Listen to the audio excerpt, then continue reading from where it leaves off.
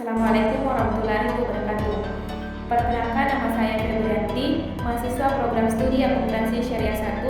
Video ini saya buat untuk memenuhi tugas ujian akhir semester mata kuliah regulasi dan pengawasan entitas syariah yang diampu oleh Bapak Muhammad Adi, SE, SYME. Pada video ini, saya akan membahas topik Good Friend Governance pada lembaga keuangan syariah. Topik ini penting untuk dipahami karena penerapan tata kelola yang baik berperan dalam menjaga kepercayaan masyarakat serta memastikan operasional lembaga keuangan berjalan sesuai dengan prinsip syariah. Dalam pembahasan ini akan dijelaskan beberapa hal utama, yaitu yang pertama, pengertian Good Friend Governance, kedua, dasar hukum tata kelola yang sehat, yang ketiga, agensi dan tujuan penerapannya, yang keempat, bentuk penerapan dalam lembaga keuangan syariah serta contoh permasalahan yang terjadi serta solusinya. Pembahasan pertama adalah mengenai pengertian Good Friend Governance. Yang pertama, pengertian Good Friend Governance. Good Corporate Governance adalah tata kelola perusahaan yang baik yang memastikan perusahaan dikelola secara efisien, transparan, akuntabel, bertanggung jawab, adil dan profesional. Penerapan Good Corporate Governance penting untuk menjaga keberlangsungan perusahaan, membangun kepercayaan publik serta menciptakan persaingan dan lingkungan usaha yang aman dan teratur. Selanjutnya, yang kedua, dasar hukum tata kelola yang baik. Yang pertama, Undang-Undang Nomor 40 Tahun 2007 tentang Perseroan Terbatas.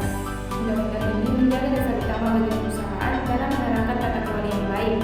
Aturannya menjelaskan hak dan kewajiban pemegang saham, direksi, dan komisaris serta mewajibkan perusahaan bersikap transparan dan bertanggung jawab dalam pengelolaan keuangan dan operasional. Yang kedua, Peraturan Menteri BUMN Nomor 2/FBU/03/2023. Peraturan ini mengatur secara khusus penerapan tata kelola yang baik di BUMN. Di dalamnya ditekankan prinsip tarif agar pengelolaan BUMN dilakukan secara terbuka, profesional, dan adil. Yang ketiga, PUJK Nomor 17 Tahun 2023. PUJK ini mengharuskan lembaga keuangan menerapkan tata kelola yang baik melalui pengawasan internal yang kuat, pengelolaan risiko yang memadai, serta pelaporan yang transparan kepada pihak terkait. Yang keempat, Undang-Undang Nomor 9 Tahun 2015 tentang Pemerintahan Daerah. Undang-undang ini menjaga dasar penerapan prinsip tata kelola yang baik di sektor publik, terutama dalam mewujudkan transparansi, integritas, dan partisipasi masyarakat dalam penyelenggaraan pemerintahan. Selanjutnya, agensi penerapan Good Corporate Governance dalam lembaga keuangan syariah. Penerapan Good Corporate Governance penting untuk memastikan lembaga keuangan syariah dikelola secara terbuka, bertanggung jawab, dan sesuai prinsip syariah.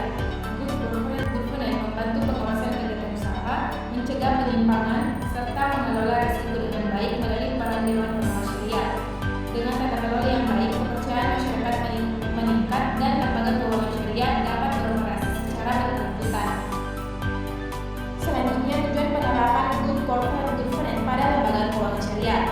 Good Corporate Governance ditetapkan untuk memastikan operasional bank syariah berjalan transparan, akuntabel, bertanggung jawab, profesional, dan adil. Dengan prinsip transparansi, akuntabilitas, responsibilitas, profesionalisme, dan kewajaran, lembaga keuangan syariah dapat membangun kepercayaan publik, meningkatkan kinerja, dan menjaga reputasi sesuai prinsip syariah. Selanjutnya, penerapan Good Corporate Governance dalam lembaga keuangan syariah.